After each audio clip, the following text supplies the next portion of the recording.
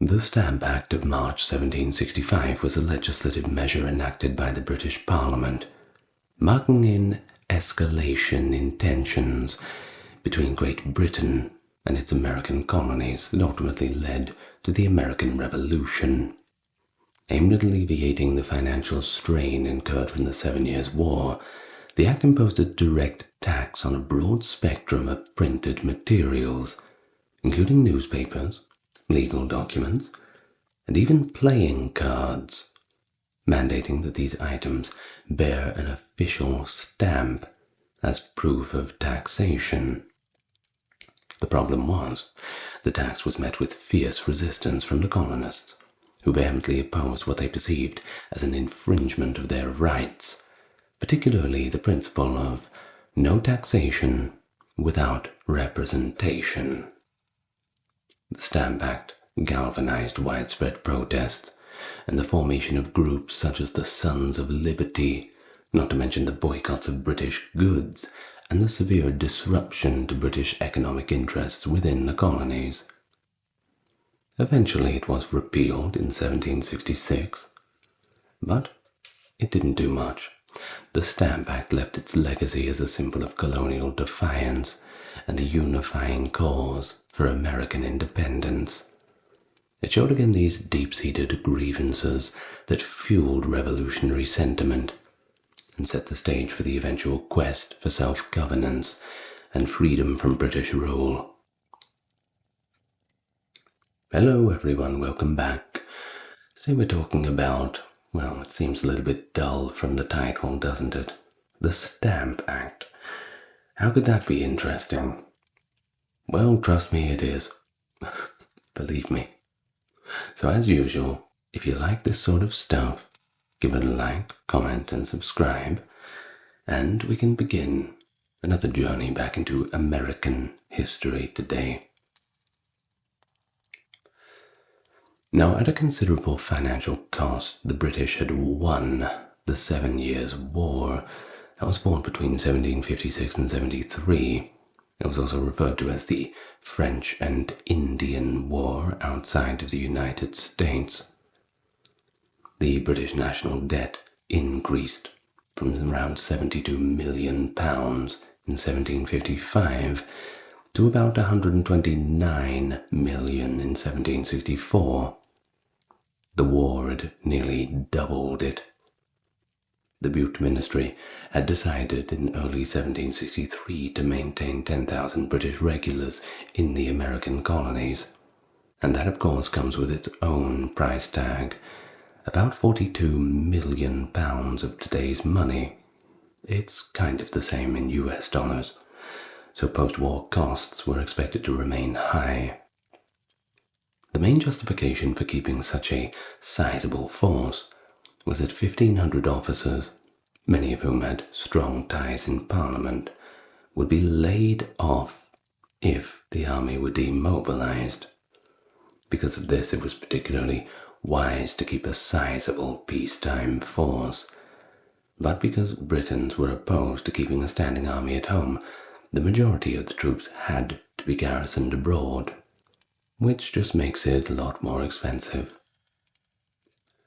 The Royal Proclamation of 1763 and the additional responsibility placed on the British soldiers to halt all of the violent conflicts between Native Americans and the colonists were brought about by the start of the Pontiac's War in May of that year. The main reason for the deployment of the sizable 10,000 British troops to the American frontier was to supply the officers who were part of the British patronage system.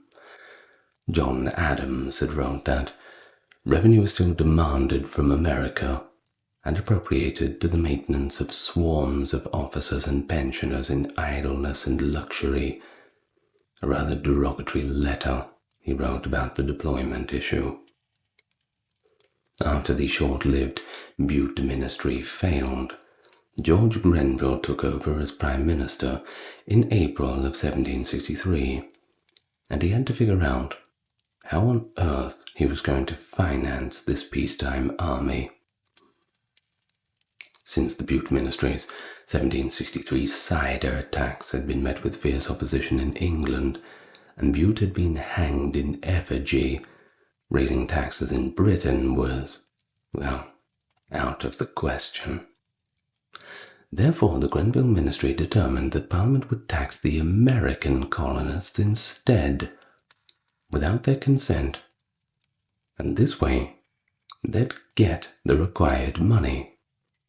What could possibly go wrong? Parliament had previously enacted legislation to control colonial trade, but it had never before been imposed direct taxes on the colonies to generate income. It was going to be a gamble, definitely a risk. It had always been the expectation of London politicians that American colonists would simply pay for their own defense. It was easy to persuade colonial legislatures to lend support as long as there was a French threat around. Typically, colonial legislatures raised taxes to finance the formation of colonial militias, which were used to provide such assistance.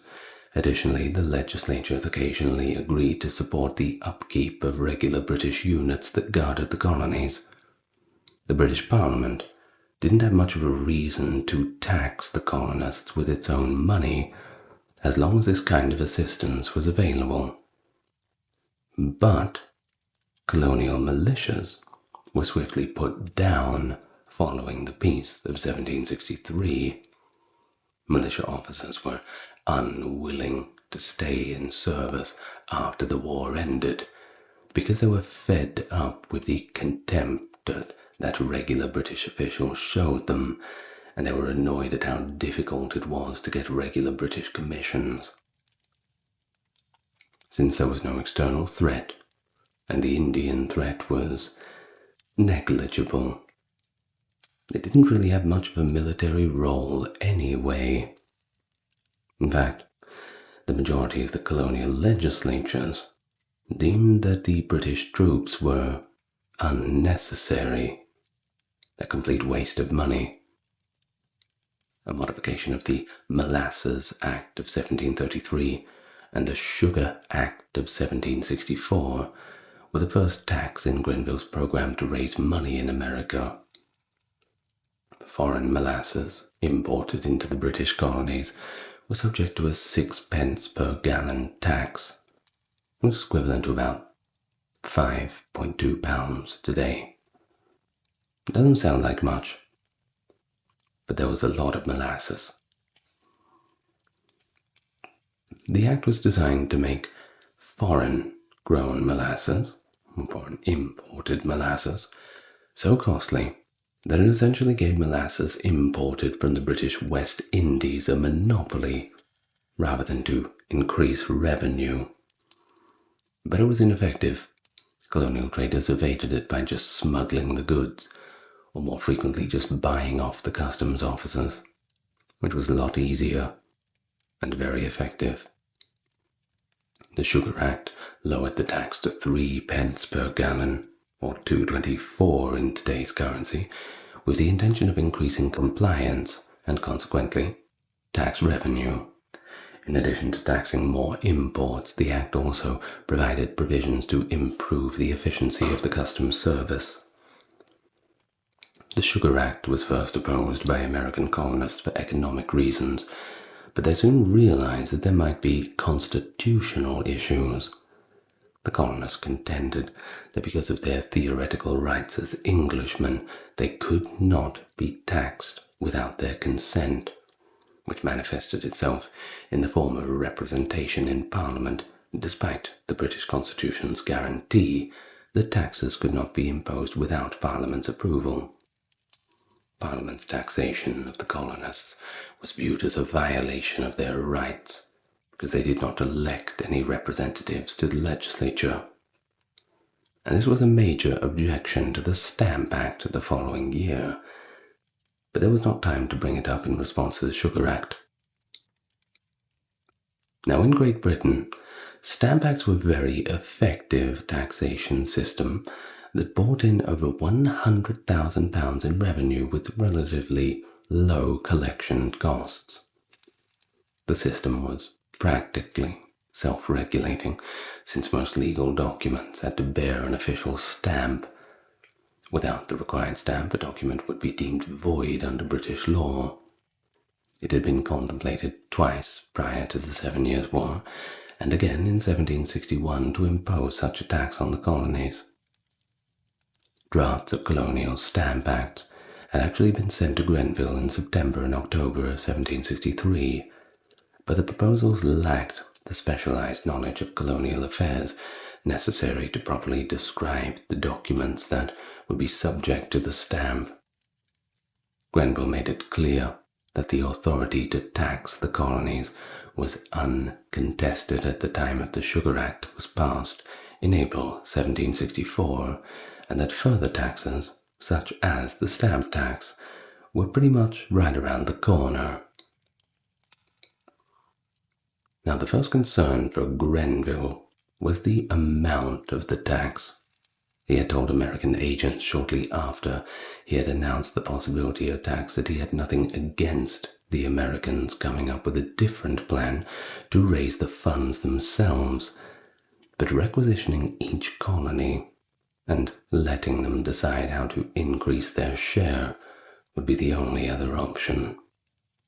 There was no political mechanism in place to guarantee the success of each cooperation, and this had never worked before, not even during the French and Indian War. Benjamin Franklin, New Haven's Jared Ingersoll, Connecticut's agent Richard Jackson, and South Carolina's agent Charles Garth met with Grenville on February 2nd, 1765 to discuss the tax.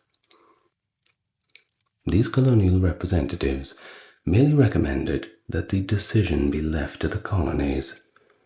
They had no particular alternative to offer. He wanted to raise the funds by a means the most easy and least objectionable to the colony. Grenville had stated. The Stamp Act was drafted by Thomas Whately, who claimed that the delay in its implementation was out of tenderness to the colonies, and that the tax was the easiest and most equal, and also the most certain. Shortly after this meeting, the Parliamentary Debate started. They formally disregarded the petitions of the colonies, scrunched up and thrown into the bin like a wrapper of a Kit Kat. Something like that. Well, Charles Townsend stated during the debate, "And now will these Americans, children planted by our care, nourished up by our indulgence, until they are grown to a degree of strength and opulence and protected by our arms, will they grudge to contribute their might to relieve us from the heavy weight of the burden which we lie under?" Well, Colonel Isaac Barr was reportedly not very impressed with this. He had responded back to him, "Planted by your care? No. Your oppression planted them in America. They fled from your tyranny to then an uncultivated and unhospitable country, where they exposed themselves to almost all the hardships which human nature is liable, and among others to the cruelties of a savage foe, the most subtle, and I take upon me to say the most formidable of any people upon the face of God's earth. They, nourished by your indulgence, they grew by your neglect of them. As soon as you began to care about them, that care was exercised in sending persons to rule over them, in one department and another, who were perhaps the deputies of deputies or some member of the House sent to spy out their liberty, to misrepresent their actions, and to prey upon them. Men whose behavior on many occasions has caused the blood of those sons of liberty to recoil within them. They, protected by your arms, they have nobly taken up arms in your defense, have exerted a valor amidst their constant and laborious industry for the defense of a country whose frontier, while drenched in blood, its interior parts have yielded all its little savings to your emolument. The people, I believe, are as truly loyal as any subjects the king has, but a people jealous of their liberties, and who will vindicate them if ever they should be violated. But the subject is too delicate, and I will say no more.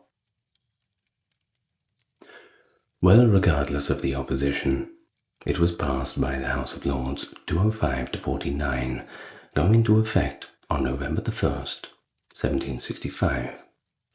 The highest tax was £10, and that was imposed on licenses for attorneys. Ridiculous, I know, right? Other court-related documents were anywhere from 3 shillings to 10 shillings. Every little bit adds up, certainly makes it difficult to run business. And then there was land taxes too, which were basically calculated on how many acres you had.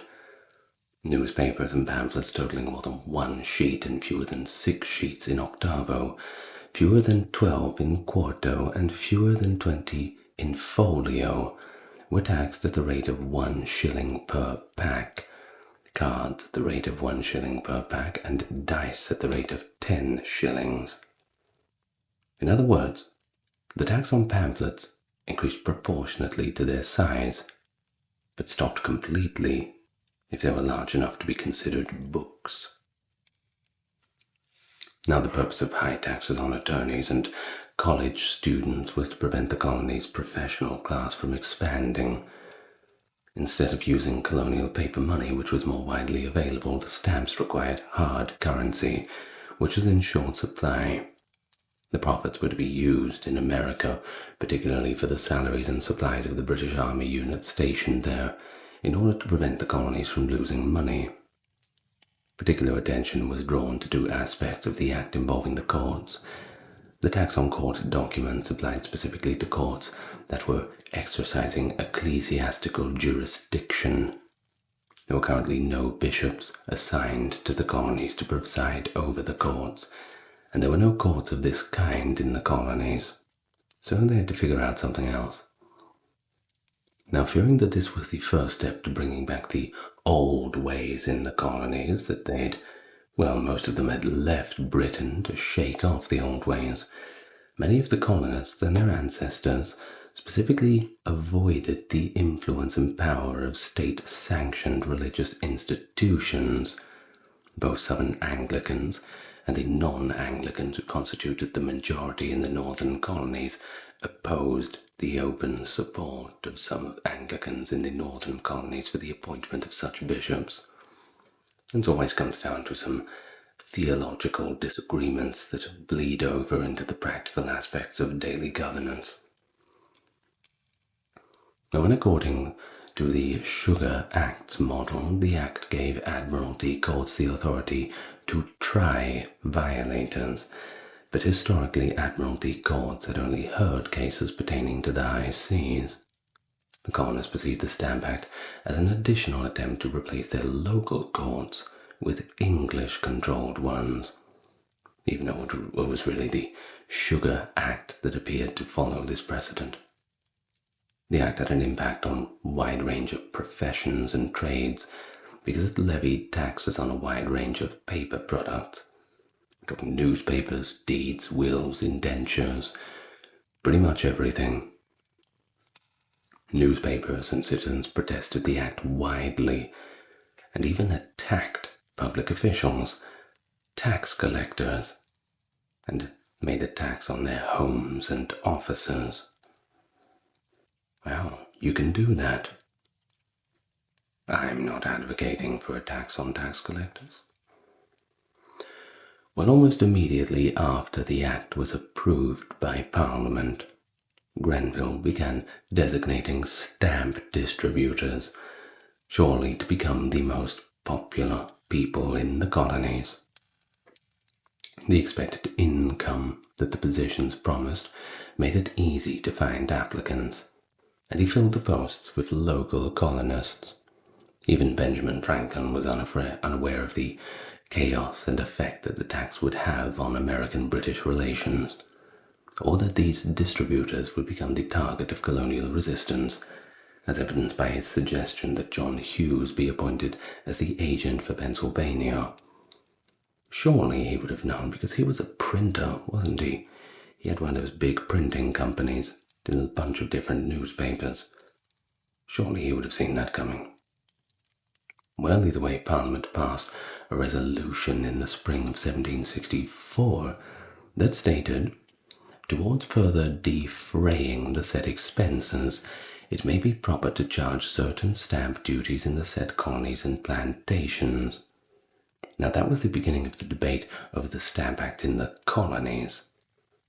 Now the practical goal of the Sugar Act and the Pro-Stamp Act was to collect money from the colonists, although the Sugar Act was essentially a continuation of the earlier laws that were already in.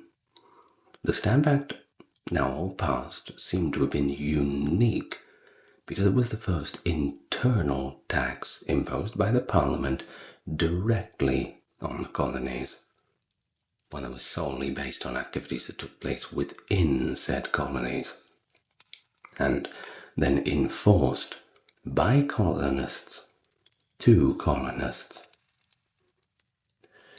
Well, you could probably view them as traitors if you were that patriotic.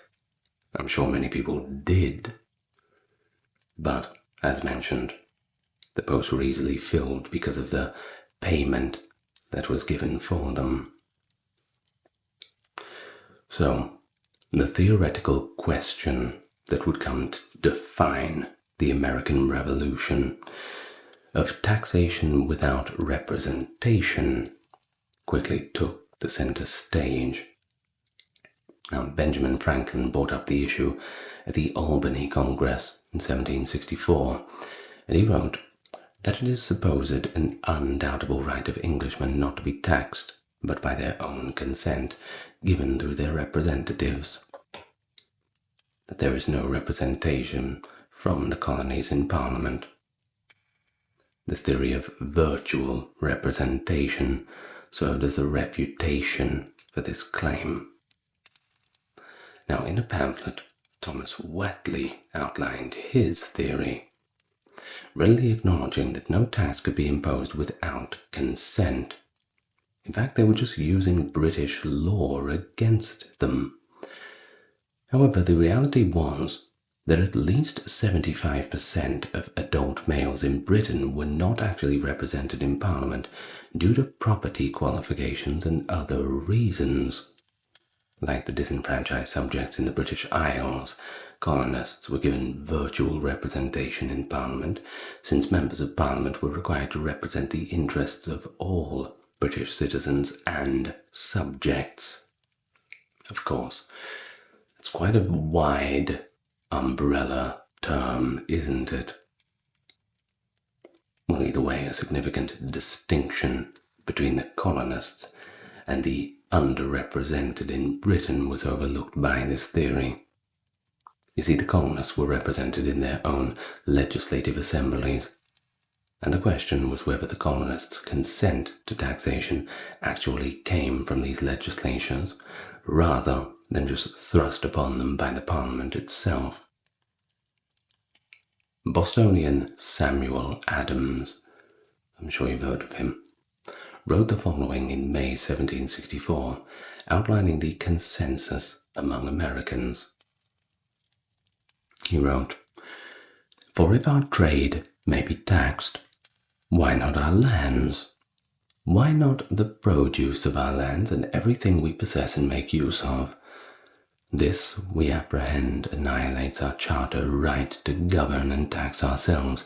It strikes our British privileges, which, as we have never forfeited them, we hold in common with our fellow subjects who are natives of Britain.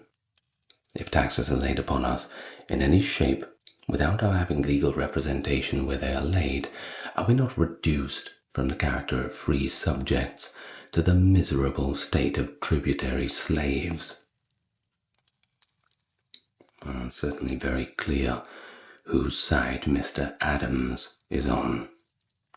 And he's right. You give an inch, they take a mile. Well, to coordinate action and share information on the Sugar Act, Massachusetts established a 5-member committee of correspondence in June of 1764, and Rhode Island established a comparable committee in October of 1764. An important advancement in colonial unity and collaboration was this attempt at coordinated action. In December of the same year, the House of Burgesses in Virginia protested the taxes to London, claiming that they lacked the necessary justification. In 1764, protests were also sent to England from Massachusetts, New York, New Jersey, Rhode Island, and Connecticut. Although the messages' contents differed, they all stressed that it was against the colonies' rights to tax them without their consent. By the end of 1765, the colonial legislative assemblies had passed some form of protest in all 13 colonies, with the notable exception of Georgia and North Carolina. Following the word of the Act's passage, the Virginia House of Burgesses met again in early May 1765. By the end of May, many lawmakers, including George Washington, left because it seems they would not consider the tax. There were only 30 of the 116 Burgesses left, but Patrick Henry, who was going to the first session, was one of them, and he spearheaded the fight against the Stamp Act. On the 29th of May 1765, he put forth his resolutions, which were subsequently adopted as the Virginia Resolves. The resolve stated as follows: Resolved that the first adventurers and settlers of this Majesty's colony and dominion of Virginia brought with them and transmitted to their posterity, and all other His Majesty's subjects since inhabiting in His Majesty's said colony, all the liberties, privileges, franchises, and immunities that have been at time held, enjoyed, possessed by the people of Great Britain, resolved that by the 2 royal charters granted by King James I, the colonists aforesaid are declared entitled to all liberties, privileges, and immunities of denizens of natural subjects to all intents and purposes, as if they had been abiding, born within the realm of England. Resolved that the taxation of the people by themselves, or by the persons chosen by themselves to represent them, who could only know what taxes the people are able to bear, or the easiest method of raising them, and must themselves be affected by every tax laid on the people, is the only security against a burdensome taxation, and the distinguished characteristic of British freedom, which without the ancient Constitution cannot exist. And so the Massachusetts Lower House suggested a meeting for the first Tuesday in October in New York City, June 6th, 1765. Of course, it all sounds somewhat clandestine, but the meeting was not kept a secret. Massachusetts informed Richard Jackson, their agent in England, and a member of Parliament too, of the meeting's proposed scheduling very quickly. The London Ministry, according to John Adams, was deliberate in its attempts to strip us in great measure of the means of knowledge by loading the press, the colleagues, and even an almanac and newspaper with restraints and duties. 24 weekly newspapers in major cities made up the nascent American newspaper industry by 1760. In order to establish a common American voice, Benjamin Franklin established an unofficial network in which each member regularly reprinted news articles, editorials, letters, and essays from the others. The new stamp tax that each editor would have to pay on each copy irritated them all. By letting colonists know what other colonies were saying, the press developed into a potent tool for opposing the Stamp Act. Many simply evaded it, and the majority of the associated taxation without representation with tyranny and despotism, giving the 13 colonies a common language of protest. Well, just before the act took effect, many newspapers adopted a largely conservative stance, suggesting that they might simply shut down business if it wasn't repealed. But as time went on, and there were violent protests, the writers grew increasingly irate. A number of newspaper editors, including Benjamin Eads of the Boston Gazette and William Bradford of the Pennsylvania Journal, were active with the Sons of Liberty group and reflected the group's views in their publications.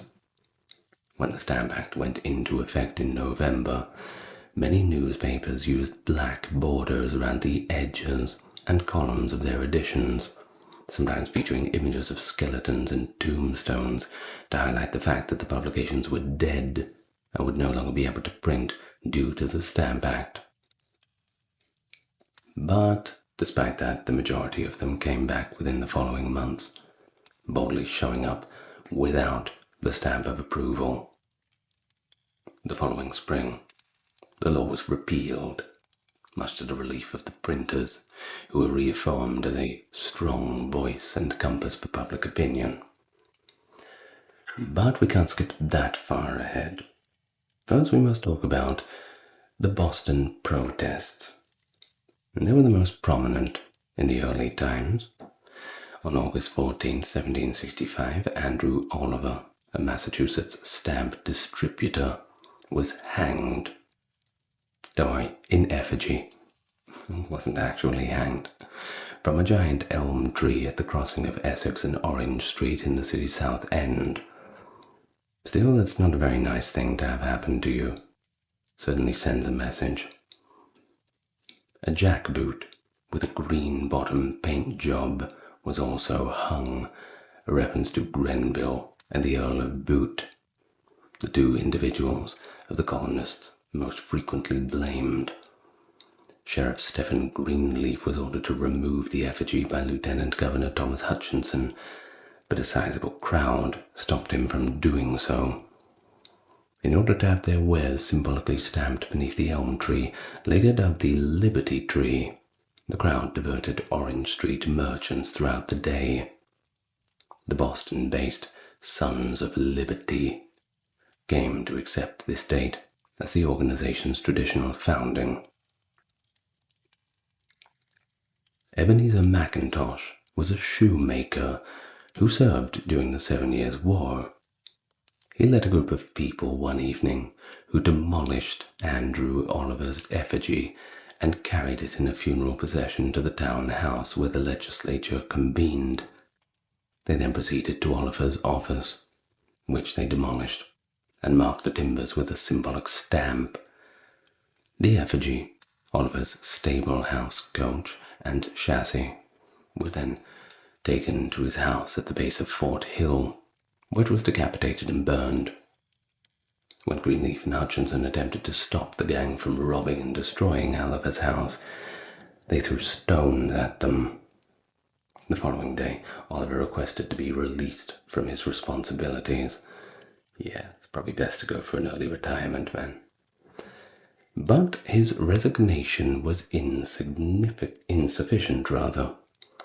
In the end, McIntosh made Oliver publicly resign under the Liberty Tree, and then he was paraded through the streets. How humiliating. Of course, the colonies in general saw a rise in organized resistance groups, acts of violence, and threats of aggressive behavior as word spread about the reasons behind Andrew Oliver's resignation. These resistance groups were founded by the members of the middle and upper classes of society throughout the colonies, and they soon adopted the name the Sons of Liberty. These colonial resistance groups managed to persuade judges and business people to avoid using the correct stamps that Parliament required, burned effigies of royal officials, and forced Stamp Act collectors to resign from their positions. Prominent public figures like Samuel Adams of the Loyal Nine of the Boston Caucus, an association of Boston merchants, and James Otis, who oversaw the Boston Gazette, were the driving forces behind the street protests. They tried to exert economic and social control over those beneath them, but they frequently failed to keep a careful balance between riots and large-scale protest action.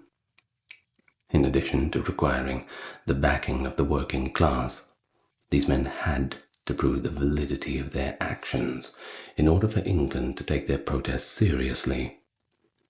The Loyal Nine were more of a social club with political interests at the time of the protests, but by December 1765 they were making statements under that name of the Sons of Liberty. Locally organized groups began to unite into intercolonial organizations of a kind never observed before in the colonies.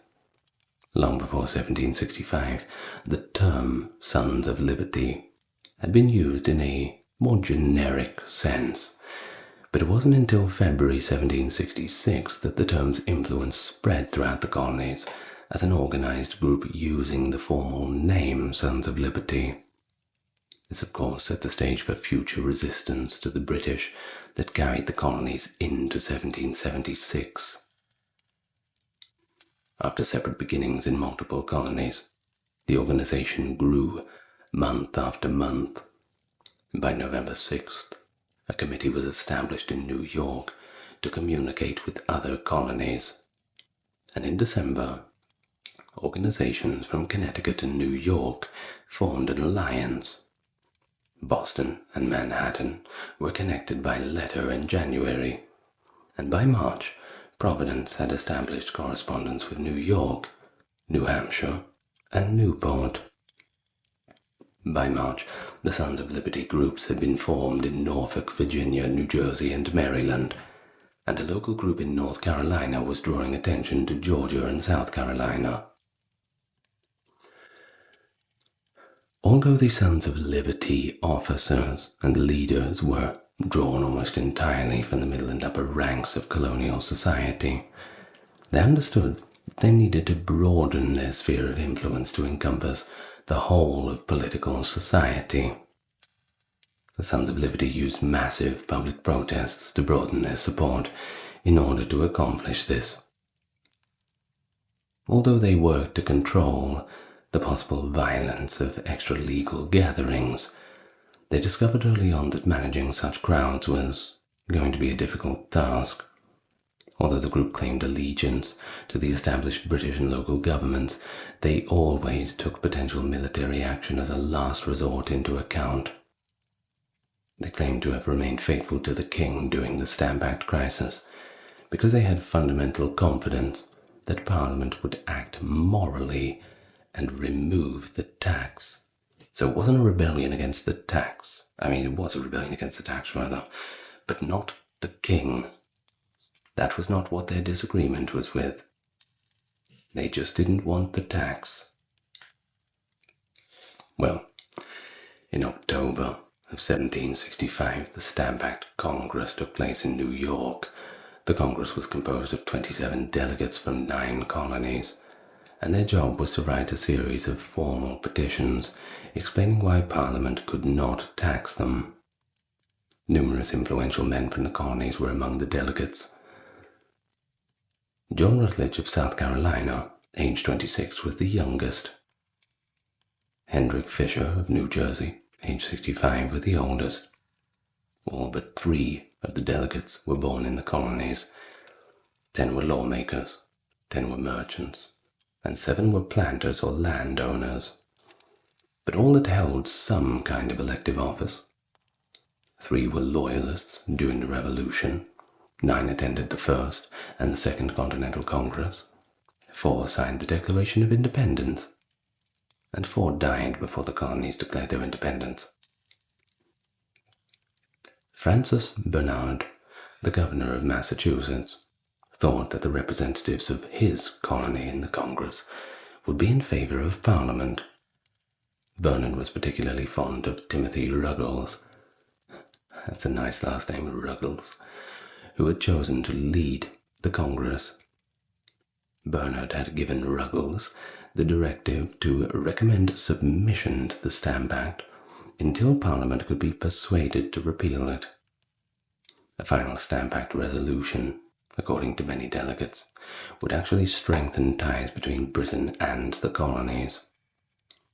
To his colonies agent in England, Robert Livingston of New York wrote, "If I really wished to see America in a state of independence, I should desire as one of the most effectual means to that end the Stamp Act should be enforced." Livingston emphasized the significance of removing the Stamp Act from the general public discourse. Well, for 12 days in a row, not even taking Sundays off, the Congress convened. The meetings drew no audience, and no details of the discussions were made public. Delegate John Dickinson of Pennsylvania drafted the final document of the meeting, which was titled The Declaration of Rights and Grievances. 14 colonial protest points were to be brought up in this declaration. In addition to objecting to the Stamp Act, it claimed that the colonists had all the rights of Englishmen, and that Parliament could not speak for them because they were unable to vote. The colonies could only be taxed by colonial assemblies. Additionally, they claimed that it was an abuse of power for the Admiralty courts to extend their jurisdiction to non-naval matters.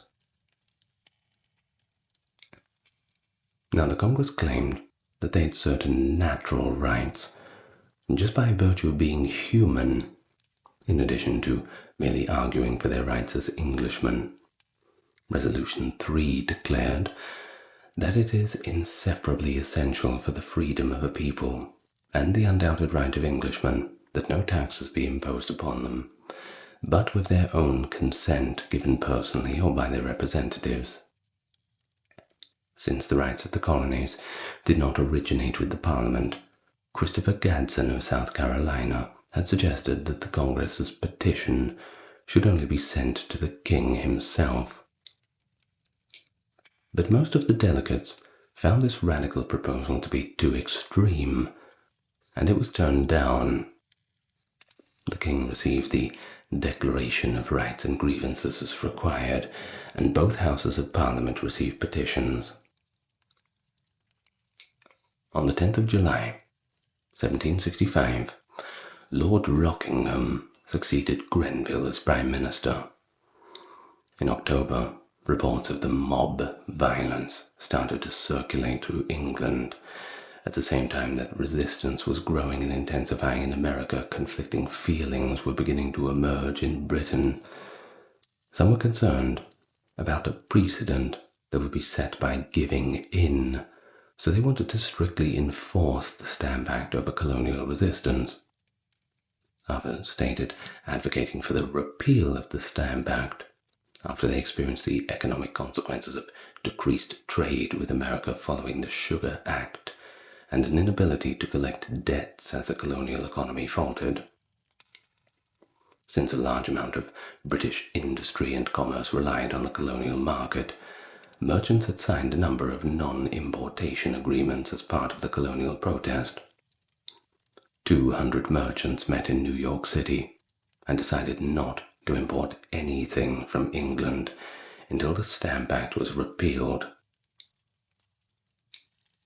In a parliamentary debate, William Pitt claimed that Grenville's ministry's actions regarding the colonies had been entirely wrong. He added, "It is my opinion that this kingdom has no right to lay tax upon the colonies." Pitt continued to uphold the authority of this kingdom over the colonies to be sovereign and supreme in every circumstance of government and legislature whatsoever. But he distinguished taxes as a voluntary gift and grant of the commons alone, rather than a component of governance. Grenville responded, "Protection and obedience are reciprocal. Great Britain protects America. America is bound to yield obedience. If not, tell me when the Americans were emancipated. When they want the protection of this kingdom, they are always ready to ask for it. That protection has always been afforded to them in the most full and ample manner. The nation has ran itself into an immense debt to give them their protection, and now they are called upon to contribute a small share towards the public expense, an expense arising from themselves. They renounce your authority, insult your officers, and break out, I might say, into open rebellion. But then Pitt made a very inflammatory comment. He had apparently said, "I'm glad America resisted. 3 million people would have been the suitable tools to turn others into slaves, because they were so devoid of any sense of freedom that they willingly agreed to become slaves." Rockingham presented petitions lamenting the economic effects felt across the nation between January 17th and 27th, shifting the focus from constitutional to economic arguments. By a vote of 274 to 134, the House of Commons rejected a resolution on February 7th, stating that it would support the King in implementing the Act. In an effort to address the constitutional and economic concerns, Henry Seymour Conway, the leader of the government in the House of Commons, introduced the Declaratory Act, which acknowledged the impracticality of trying to enforce the Stamp Act while affirming Parliament's authority to enact law for the colonies in all cases whatsoever. The only people who voted against it were Pitt and 3 or 4 others. Additional resolutions were passed that denounced the riots and called on the colonies to reimburse those who lost money as a result of the mob actions. Between February 11th and 13th, the House of Commons heard testimony. On the final days of the hearings, Benjamin Franklin himself was the most significant witness. When asked how the colonists would feel if the Act was not repealed, he said, "A total loss of the respect and affection that the people of America bear to this country, and of all the commerce that depends on that respect and affection." After observing Franklin's responses to Parliament and his impact on the repeal, a Scottish journalist wrote to Franklin, "To this very examination, more than to anything else, you are indebted to the speedy and total repeal of this odious law." And so, about 2 weeks or so later, February 21st, a bill to repeal the Stamp Act was introduced, and it was approved by a vote of 276 to 168. Royal assent was granted by the King on March 18th, 1766. The Sons of Liberty in Dedham, Massachusetts, built the Pillar of Liberty with the bust of Pitt atop to commemorate the appeal. And that's the story of the Stamp Act. I told you it was exciting. Well, I could have given it a real clickbaity title, like, I don't know, how the Americans got their freedom or something, but the prevailing trend of this channel is when you click on something, you get exactly what you think you are going to get. And so yes, it's just me talking for 45 to 50 minutes about the Stamp Act. Well, I'd like to thank my top tier patrons and supporters: Dark, Gary, Kimberly, Ember, Britt, Charles, Erin, James, Jeffrey, Melissa, Scott, Stark Factory, Wendy, Jaden, Sherry, Jessica, Christine, Sally, Katiana, Christine, Fazabo, Legitimus, Maverick, Susan, Dr. Neuro Nerd, Cameron, Alexander, Nicholas, Daniel, JR, Charlene, Christopher, and Lynn. Thank you all so much. And I will see you in the next exciting video. Go and relax for a little while now, and I'll take a little break myself.